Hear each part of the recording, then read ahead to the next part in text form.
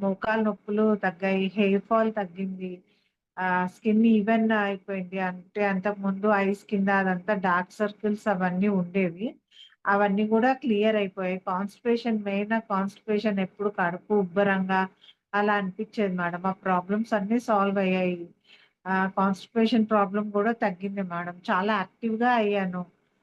చాలా positive thinking వచ్చింది. ఇప్పుడు చాలా బావుంది మేడం నాకు డైట్ తర్వాత. యాహ్! అంటే హెల్తీగా మీ రిజల్ట్ అయిపోయాను అనిపిస్తుంది నాకు. యెస్. మీ రిజల్ట్ మీ ఫేస్‌లోనే కనిపిస్తుందండి. అంటే ఆ గ్లో కావచ్చు, అండ్ ఆ స్మైల్ కావచ్చు, పాజిటివ్ యాటిట్యూడ్ కావచ్చు, ఇవన్నీ అంటే మిమ్మల్ని చూస్తుంటేనే, మీరు మాట్లాడుతుంటేనే అవన్నీ కూడా తెలుస్తున్నాయి యాక్చువల్‌గా. యెస్. Ah, yes. యెస్.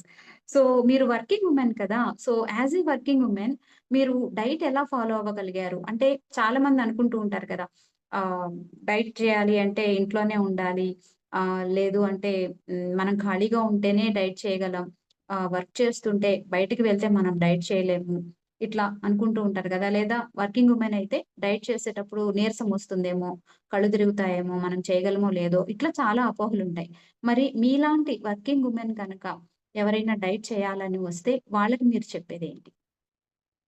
అసలు మామూలుగా మనం ఇండియన్ ఫుడ్ లెగవగానే మన టిఫిన్స్, లంచ్ చేయడము, ఈ ప్రిపరేషనే ఎక్కువుంటుంది మేడం. దీనికంటే మీరు డైట్ ఇచ్చిన వర్క్ చాలా ఈజీ మేడం. ఎందుకంటే మనం హెల్తీ ఫుడ్ తింటున్నాం కాబట్టి, నాకేం ఎక్కువ ఇబ్బంది అనిపించలేదు మేడం. ఇది ఎవరైనా హ్యాపీగా చేయొచ్చు. ఇంకా తక్కువ ఓన్లీ ఆమ్లెట్సే వేసుకోవడం, పన్నీర్, హెల్తీ ఫుడ్ తినడం వల్ల నాకు టైం కూడా చాలా సేవ్ అయింది.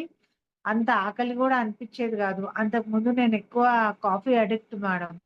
1 అవర్‌కొకసారి అలా పాలు పోసేసుకొని కాఫీ తాగేసేసేదాన్ని.